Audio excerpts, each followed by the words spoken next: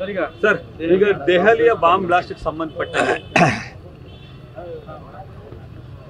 ಮೊದಲೇದು ನಿನ್ನೆ ಕರ್ನಾಟಕದ ಕೆಂಪೇಗೌಡ ವಿಮಾನ ನಿಲ್ದಾಣದಲ್ಲಿ ಬೆಳಗಿನ ಜಾವ ನಮಾಜ್ ಮಾಡಿದ್ದಾರೆ ಕಾರಿಡಾರ್ನಲ್ಲಿ. ಅಲ್ಲಿ ಕಾನೂನು ಬಾಹಿರ ಅದು. ಈ ರೀತಿಯ ಪ್ರಾರ್ಥನೆಗೆ ವಿಮಾನ ನಿಲ್ದಾಣದಲ್ಲಿ ಪ್ರತಿಯೊಂದು ವಿಮಾನ ನಿಲ್ದಾಣದಲ್ಲಿ ಒಂದು ವ್ಯವಸ್ಥೆ ಮಾಡಿದ್ದಾರೆ, ಒಂದು ಹಾಲ್ ಮಾಡಿದ್ದಾರೆ.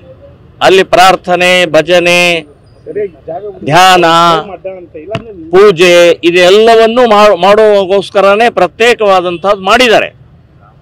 ಆದರೆ ಇವರು ಉದ್ದಟತನದಿಂದ ಐಡೆಂಟಿಟಿ ನಾವು ಅನ್ನುವಂಥ ತೋರಿಸಬೇಕು ಅನ್ನುವಂಥ ದೃಷ್ಟಿಕೋನದಿಂದನೇ ಇವತ್ತು ವಿಮಾನ ನಿಲ್ದಾಣದ ಆವರಣದ ಒಳಗಡೆ ಅಷ್ಟೇ ಅಲ್ಲ, railway station, bus stand, bus ಒಳಗಡೆಗೆ, ರೈಲ್ವೆ ಒಳಗಡೆಗೆ, ಪಾರ್ಕು, ರಸ್ತೆ, ಇವರು ಪ್ರಾರ್ಥನೆ ಸ್ಥಳಗಳು.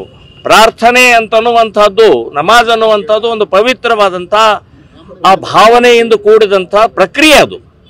ಅದನ್ನು ನೀವು ಎಲ್ಲಿ ಬೇಕಾದಲ್ಲಿ ಮಾಡ್ತೀರಿ. ಯಾಕೆ ಅಂತಂದರೆ ಈ ಭಯ ಸೃಷ್ಟಿ ಮಾಡೋಕ್ಕೆ, ಭಯೋತ್ಪಾದನೆ ಅಂದರೆ ಇದೆ.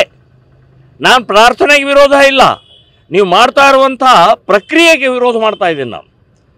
ಸೊ ಇವತ್ತು ಆ ವಿಮಾನ ನಿಲ್ದಾಣದಲ್ಲಿ ಆದ ತಕ್ಷಣವೇ ಒಂದಿಬ್ಬರು ಹಾಲಿ ಮತ್ತು ಮಾಜಿ ಮಿನಿಸ್ಟ್ರಿಗಳು ಅವರು ಒಂದು ವ್ಯಕ್ತಪಡಿಸಿದ್ದಾರೆ.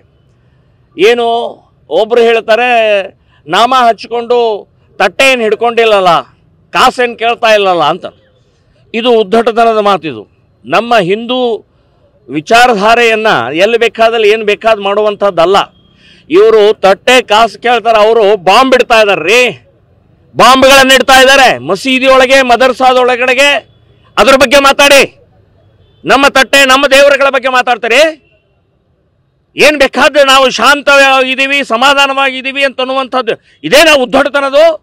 ಹಿಂದೂ ಸಮಾಜ ಕೆಣಕ್ತಾ ಇದ್ದಾರೆ, ಪ್ರಚೋದನೆ ಕೊಡ್ತಾ ಇದ್ದಾರೆ.